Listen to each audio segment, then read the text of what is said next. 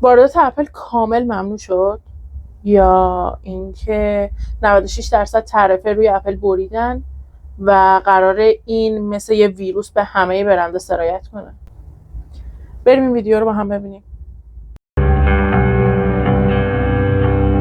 من پریسا هستم، خوش اومدیم به یه ویدیو دیگه با من.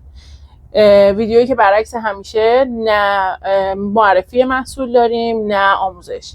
یه ویدیو، یه خبر یه جورایی عجیب و بد داریم. واردات گوشی از اول که به ایران آزاد بود و گوشی می اومد میرفت خیلی اوکی. بعدش اومد رجیستری انجام شد. رجیستری که انجام شد برای هر گوشی یه سقفی رو بریدن، یه تعرفه‌ای اعلام کردن که تا این سقف باید تعرفه به گوشی تعلق بگیره و رجیستر بشه. یه شوک بزرگی به بازار موبایل همینجا وارد شد. تقریبا سال 96 بود اگه اشتباه نکنم. یه به هم ریختگی خیلی زیادی ما توی بازار موبایل تجربه کردیم.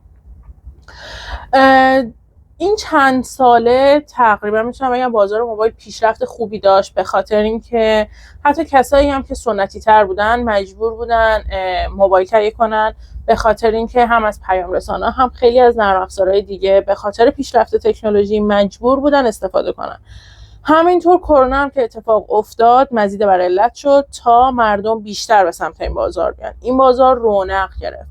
رونق گرفتنش چی شد؟ شد یه طعمه چرب واسه دسترازی خیلی ها.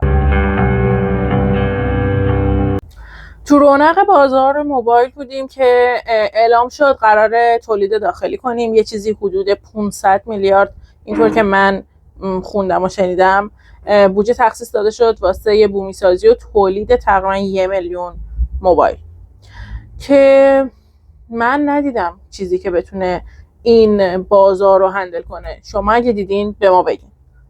این بودجه تخصیص داده شد، یه بخشی از پول رجیستری هم قرار شد برای حمایت از تولید داخلی در نظر گرفته بشه، که میبینیم با توجه به جمعیت ایران و پیشرفت هر روز تکنولوژی و اینکه ما اصلا توی این صنعت وارد نشده بودیم، یوهایی هم میخوایم وارد شیم مثل خیلی چیزای دیگه که هیچ سررشته‌ای ازشون نداشتیم، طبیعتا نمیتونیم جوابگوی نیاز مردم خودمون باشیم. تا اینجا مرحله بعدی چه اتفاقی افتاد؟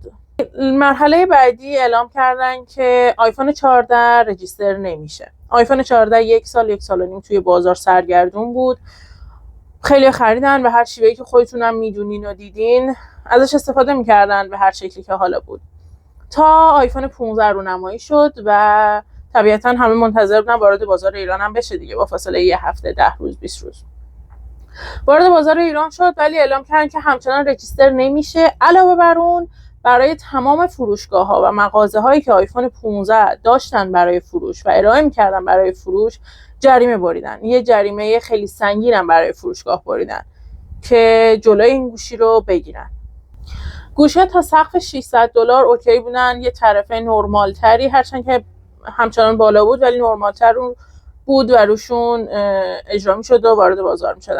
از $600 تا $1000 اینجا همچنان گوشی وارد بازار میشد، ولی خب طبیعتا گرونتر بود. از $1000 به بالا اعلام شد که واردات گوشی $1000 به بالا به ایران ممنوعه، ولی میبینیم که گوشی‌های سامسونگ وارد میشن و اعلام شد که گوشی‌های اپل برند لوکسن، در صورتی که هیچ جای دنیا اپل لوکس محسوب نمیشه. ولی ما میبینیم که گوشی‌های برند ورتو توی ایران میان و استفاده میشن و هیچ صحبتی راجبشون نمیشه، در صورتی که ورتو برند لوکس موبایله، اما هیچ صحبتی راجب این برند نمیشه و هیچ ممنوعیتی براش اعلام نمیشه. برند ورتو گوشی‌هاش هولوش 2 3 4 هزار دلارن معمولاً، و اینکه هنوز هیچ خبری مبنی بر اینکه این گوشی‌ها رجیستر میشن یا رجیستر نمیشن به طور رسمی اعلام نشده، ولی گوشی‌ها تو بازار هستن.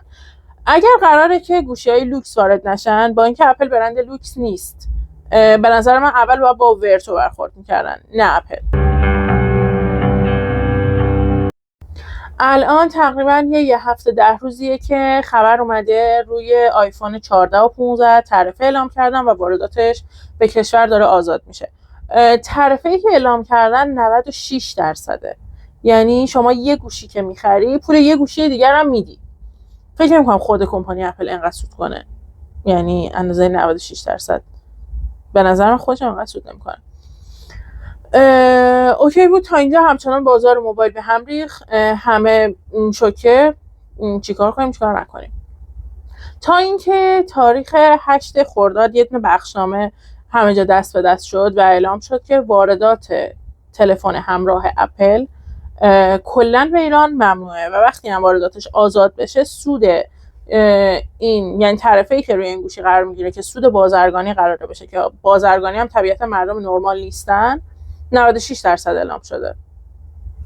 یعنی حتی آیفون های 13 به قبل که ریفرش می اومدن تو بازار، ریپک می اومدن تو بازار، اگر همچنان بخوان وارد بشن بازم باید یه تعرفه 96% بابتشون بپردازیم و الان تمام گوشیایی هم که همچنان توی گمرک موندن، گمرک هیچ کدومو ترخیص نکرده.